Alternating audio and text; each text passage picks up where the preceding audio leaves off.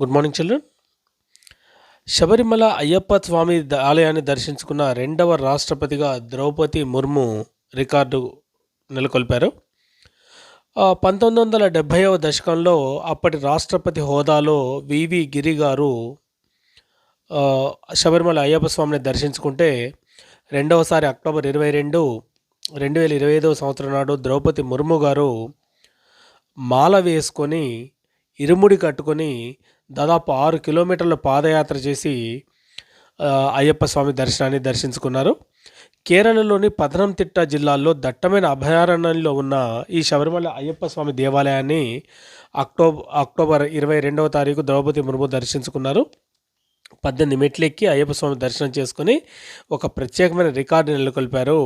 శబరిమల అయ్యప్ప స్వామిని దర్శించుకున్న మొట్టమొదటి మహిళా రాష్ట్రపతిగా కూడా ఈమె ఒక రికార్డు సృష్టించారు.